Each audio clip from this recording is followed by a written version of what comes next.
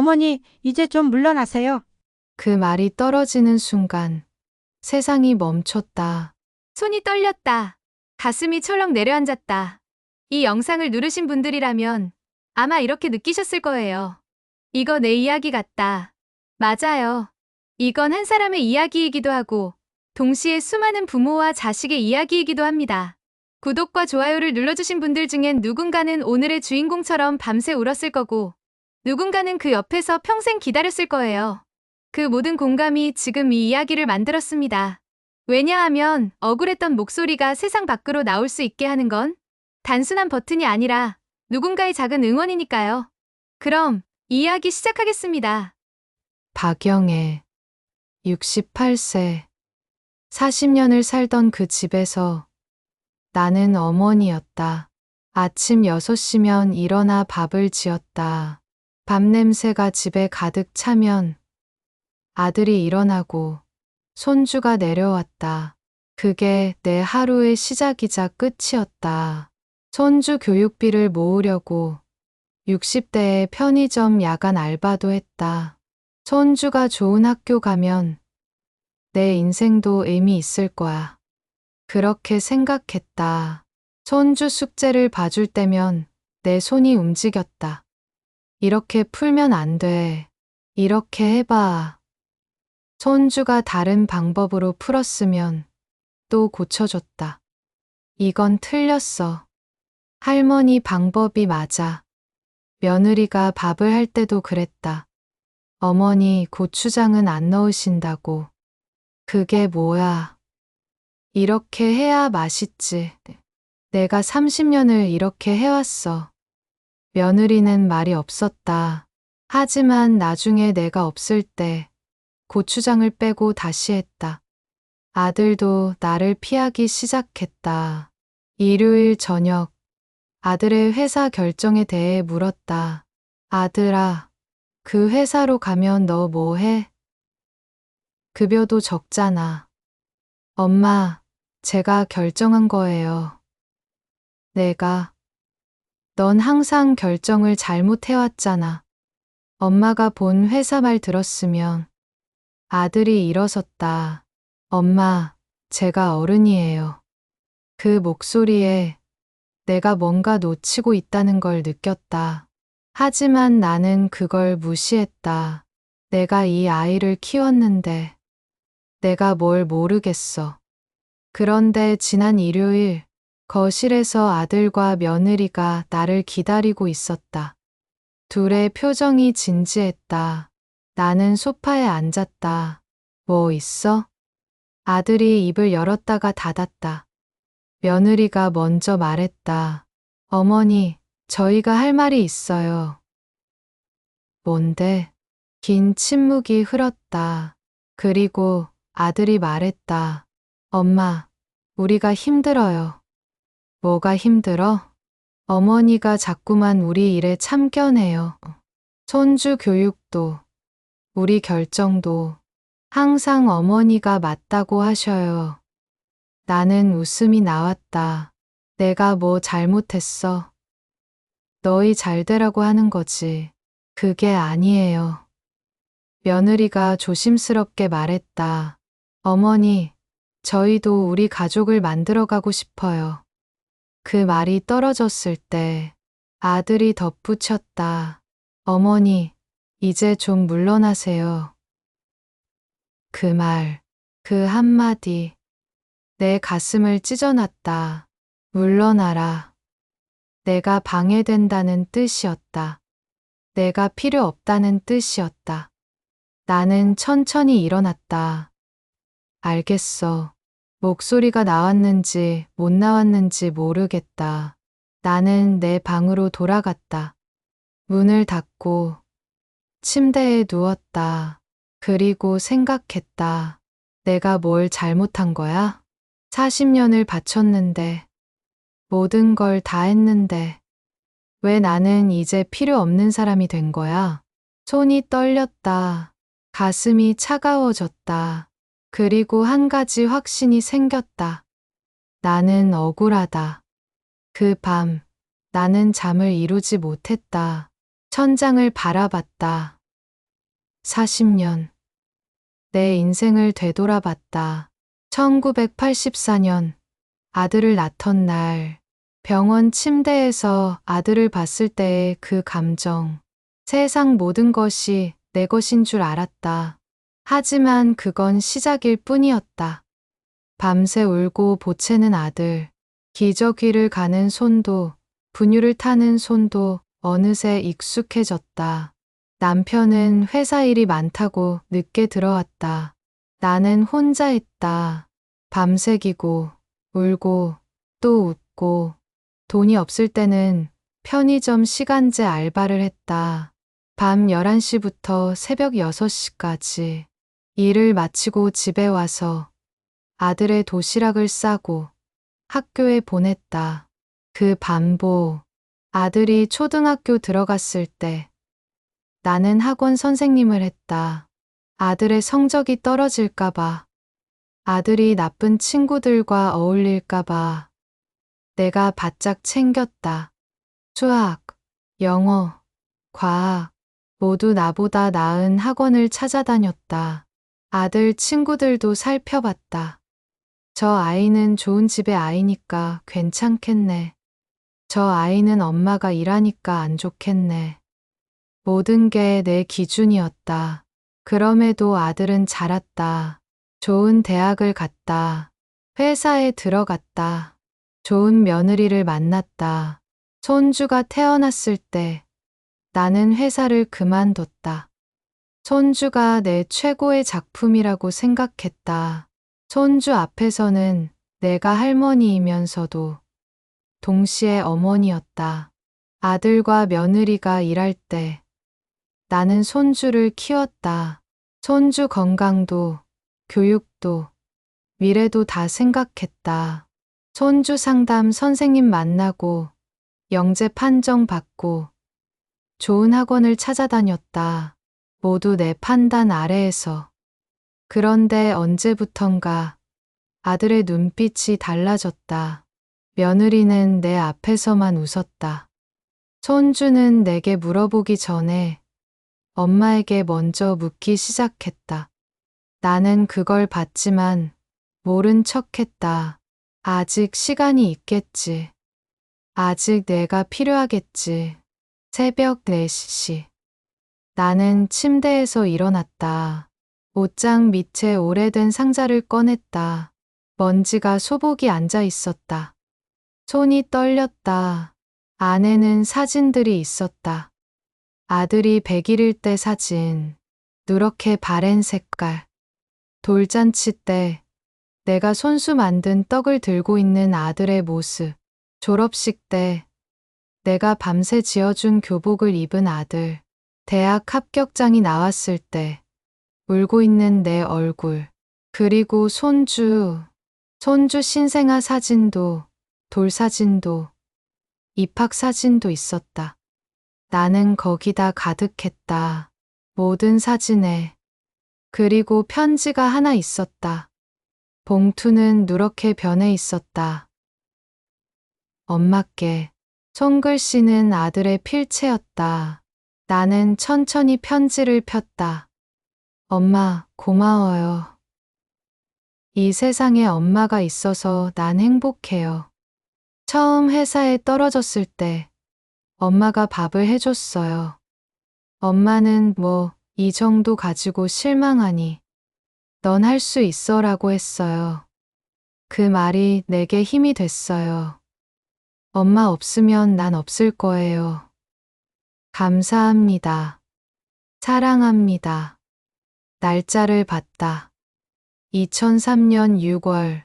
아들이 회사에 첫 입사했을 때였다. 22년 전이었다. 그때 내 아들은 나를 얼마나 사랑했나. 그 아들이 왜 지금 나를 보기도 싫어하는 건가. 눈물이 흐르고 있었다. 사진 위로 떨어진 눈물, 편지 위로 떨어진 눈물. 나는 거울을 봤다. 흰머리가 더 많아졌다. 주름도 깊어졌다. 이 얼굴로 내가 뭘 더 할 수 있을까? 내가 이제 뭘 할 수 있을까? 혼자라는 생각이 들었다. 정말 혼자였다. 40년을 그들을 위해 살았는데 그들은 이제 나를 필요로 하지 않았다. 그리고 그게 가장 무서웠다. 내 역할이 끝났단 건가? 나는 이제 뭐가 되는 거야? 새벽 5시. 나는 여전히 사진을 들고 있었다. 아무도 모르는 어두운 밤에 나 혼자. 그 다음 날 아침 나는 결심을 했다. 더 이상 피할 수 없었다. 아들이 거실에서 신문을 읽고 있었다. 나는 천천히 다가갔다. 아들아. 목소리가 떨렸다. 아들이 신문을 내렸다. 네, 엄마. 그 한마디에도 거리감이 느껴졌다. 어제 말이야. 어머니가 물러나라는 말이 정말 그 뜻이니? 아들은 한숨을 쉬었다. 엄마, 이건 아내도 힘들어하고 손주가 뭐가 힘들어? 내가 손주한테 뭘 했어? 목소리가 높아졌다. 나도 모르게 눈물이 맺혔다. 엄마, 진정해요. 진정을 어떻게 해? 내가 뭘 잘못했는데 이러는 거야? 아들이 일어섰다. 엄마, 그 사진첩 말이에요. 사진첩. 손주 앞에서 날 혼내고 아내를 지적하고 그런 게 자꾸만 쌓여요. 내가 언제 손주 앞에서. 엄마, 지난주에도 손주 수학 문제 풀이 방식이 잘못됐다고 해서 손주한테 직접 말씀하셨잖아요. 내 입이 다물어졌다. 그건 잘못된 거 아니었나. 그리고요, 엄마. 아내가 음식을 할 때마다 이렇게 하면 맛없다고 하시고 손주 옷을 고를 때도 참견하시고 그건 조언인데 조언이 아니에요. 엄마, 그건 간섭이에요. 그 말이 가슴에 꽂혔다. 간섭. 내가 너를 키우면서 모든 것을 해줬는데 목이 메였다. 내가 뭐 잘못했다고. 아들이 옆에 앉았다. 하지만 손을 잡지 않았다. 엄마, 전 엄마를 사랑해요. 정말이에요. 하지만 우린 어른이 되었어요. 우리 가족의 결정을 존중해줘야 해요. 그 말을 듣는 순간 내 세상이 무너지는 느낌이 들었다. 존중. 그게 내가 주지 못한 게구나. 나는 40년을 그들을 위해 살았는데 그들은 나한테서 자유를 원했다. 내 손이 떨렸다. 이 손으로 기저귀를 갈고 밥을 떠먹이고 열을 재주던 이 손. 이 손이 이제는 짐이 되었나?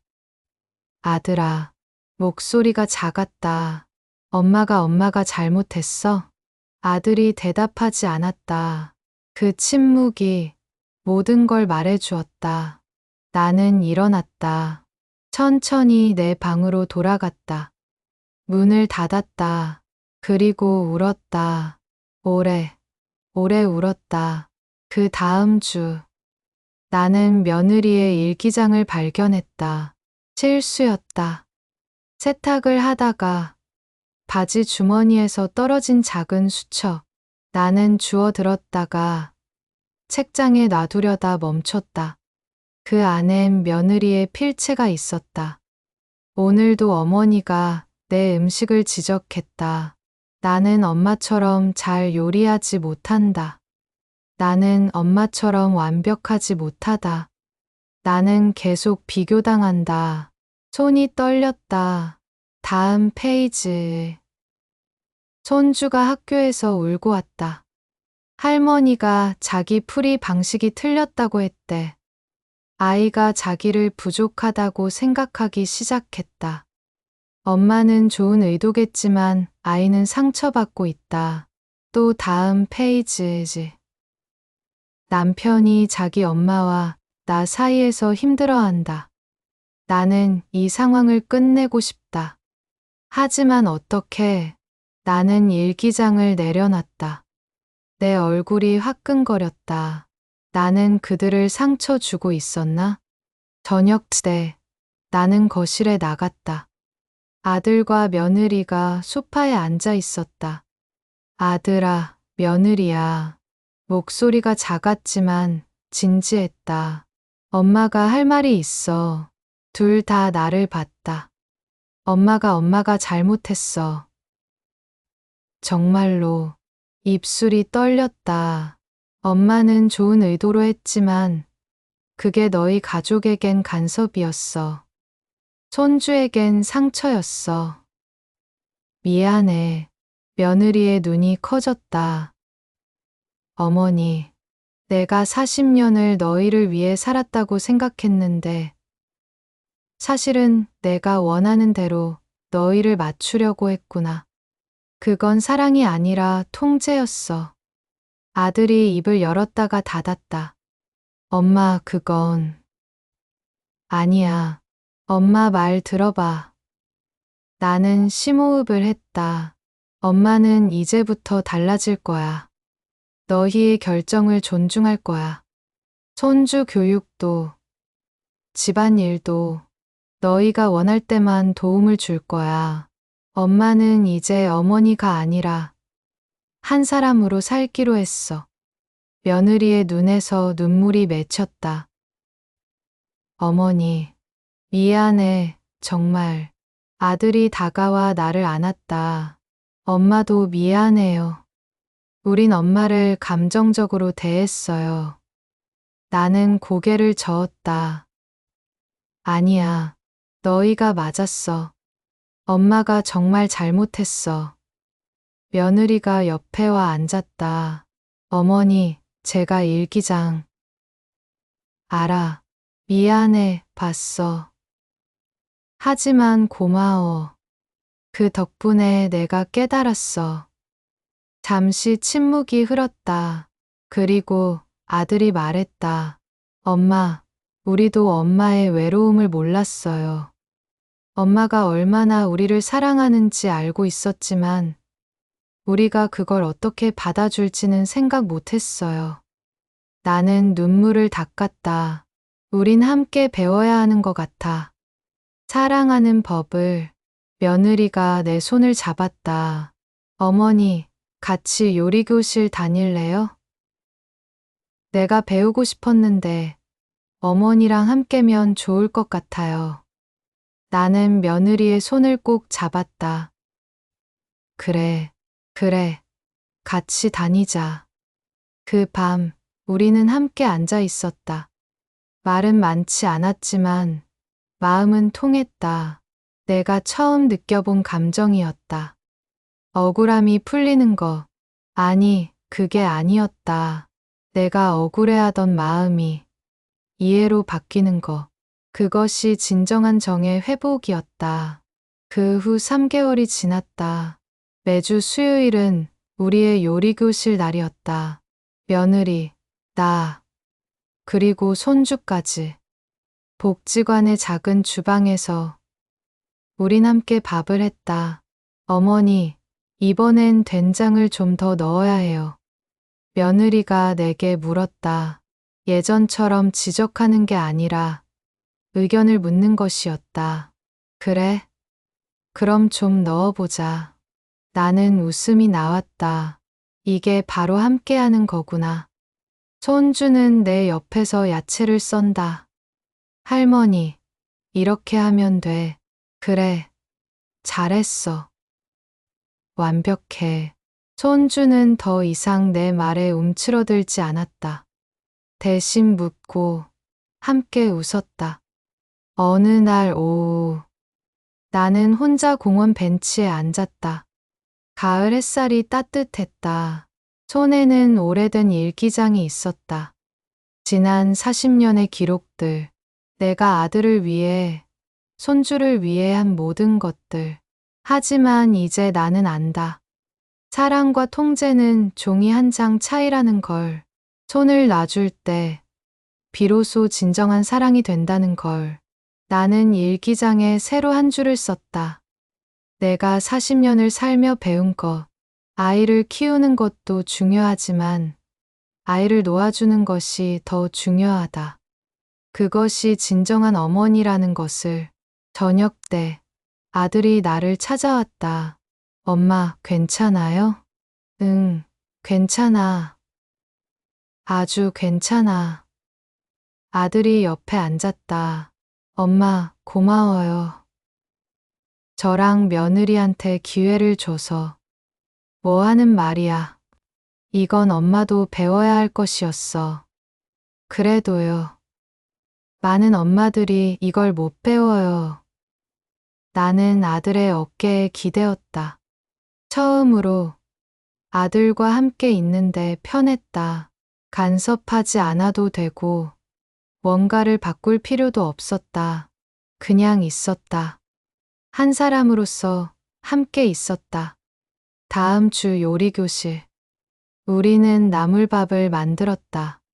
손주가 할머니, 이거 누가 만들어요? 라고 물었다. 할머니가 만들어. 오래전에. 그럼 우리도 배워야겠다. 며느리가 웃으며 손주의 손을 잡았다.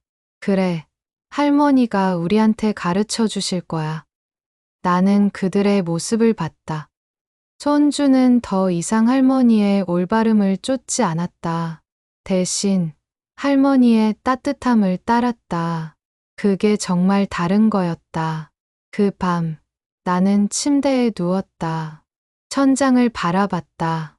40년 전 같은 천장을 보며 아들의 울음소리를 들었다. 시간은 많이 흘렀다. 하지만 이제 나는 알았다. 억울함은 풀려야 하고 상처는 치유되어야 하고 그 모든 것의 시작은 인정이라는 것을, 내가 잘못했다는 것을 인정할 때 비로소 새로운 관계가 시작된다는 것을. 나는 한 줄 더 적었다. 상처는 때로 새로운 사랑이 들어올 문을 열어주는 열쇠였다. 그리고 용서는 그 문을 함께 열 수 있게 해주는 힘이었다. 이 이야기가 마음에 닿았다면 구독과 댓글로 당신의 목소리를 남겨주세요. 여러분의 공감이 다음 이야기를 만들 힘이 됩니다. 혹시 당신도 이 영상의 주인공처럼 가족 때문에 억울해하고 있진 않나요? 혹은 당신의 자식이 당신의 간섭으로 힘들어하고 있진 않나요? 기억해 주세요. 사랑이 상처가 되는 순간은 상대의 선택을 존중하지 않을 때입니다. 그리고 그 상처를 치유하는 방법은 먼저 미안해라고 말하는 것입니다. 늦지 않았습니다. 지금이라도 당신은 달라질 수 있습니다. 당신의 아이도 당신도 함께 배울 수 있습니다. 사랑하는 법을, 놓아주는 법을, 함께하는 법을. 이 영상을 본 모든 분들이 당신의 가족과 한 번 더 대화를 나눌 수 있길 바랍니다. 진심 어린 대화 말입니다. 고마워요. 당신의 응원이 있어서 이 이야기가 완성됐습니다. 다음 주 같은 시간에 더 따뜻한 이야기로 찾아오겠습니다. 구독 버튼을 눌러주세요.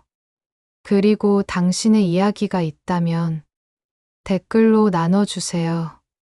당신의 목소리도 누군가의 위로가 될 수 있으니까요. 감사합니다.